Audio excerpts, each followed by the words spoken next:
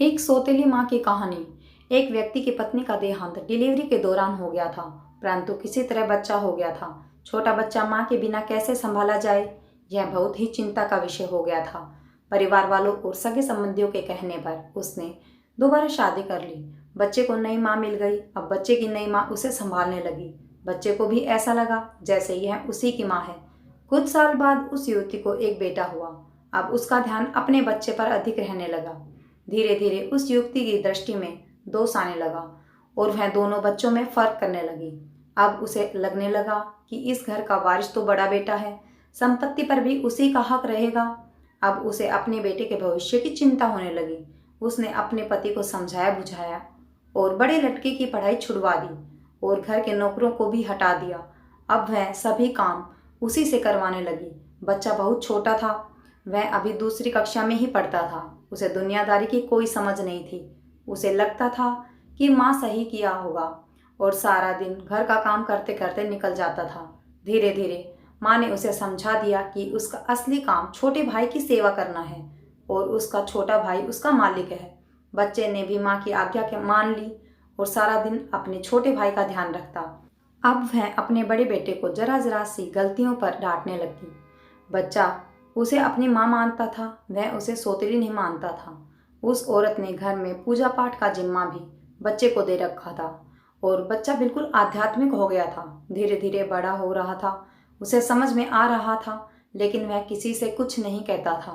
वह अपना दुख भगवान से कहकर ही अपना मन हल्का कर लेता था और उसका सारा दुख समाप्त हो जाता था।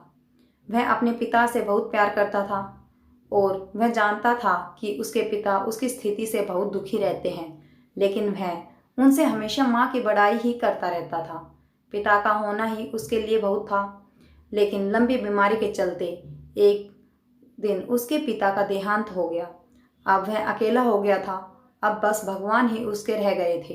समय बीतता गया और दोनों बच्चे बड़े हो गए। घर का सारा अधिकार सौतेली माँ के हाथ में था। योजना के अनुसार उसने बड़े बेटे की शादी एक गरीब घर की अनपढ़ लड़की से करवा दी और अपने बेटे की शादी एक अमीर घर की पढ़ी लिखी लड़की से करवा दी। शादी के बाद बड़े बेटे की नौकरों वाले घर में रहने के लिए बोल दिया और बड़ी बहू को यह समझा दिया कि उसका काम छोटी बहू की सेवा करना है और अपने बेटे के लिए एक बड़ा घर बनवा दिया और उन्हीं के साथ रहने लगी। अब बड़ा लड़का पत्नी के साथ अपने भाई और माँ की सेवा करने लगा। छोटे लड़के की बहू को उसकी माँ बिल्कुल अच्छी नहीं लगती थी।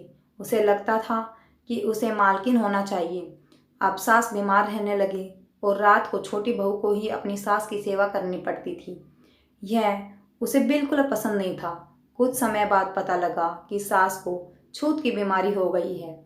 अब छोटी बहू और दूर दूर रहने लगी और उसने अपने पति को कहा कि घर में आपकी माँ रहेगी या मैं रहूंगी। और छोटे लड़के ने अपनी पत्नी की बात मानकर अपनी माँ को घर से निकाल दिया और उसे उस नौकरों वाले घर में रहने के लिए कह दिया। सौतेली माँ अब बूढ़ी हो गई थी और इस घटना से वह बिल्कुल टूट गई थी और उसने आत्महत्या करने का निर्णय लिया और पास की नदी में डूबने चली गई। बड़ा लड़का कहीं बाहर गया हुआ था, उसे कुछ नहीं पता था। वह घाट से गुजर रहा था तो लोगों का शोर सुना कि देखो कोई डूब रहा है। यह सुनकर बिना सोचे समझे ही नदी में छलांग लगा दी और बचा कर लाया तो देखा कि वह उसकी सौतेली माँ है। सारी बातें पता चली तो उसने अपनी पत्नी और माँ के साथ वह घर त्याग दिया और दूसरे गांव में रहने लगा। उसने अपनी पत्नी के साथ मिलकर अपनी माँ की सेवा की और उसकी माँ अब बिल्कुल ठीक हो गई। अब वे अच्छे से जीवन बसर करने लगी। Thanks for watching. अगर वीडियो अच्छी लगी हो तो प्लीज़ चैनल को लाइक शेयर एंड सब्सक्राइब कीजिए।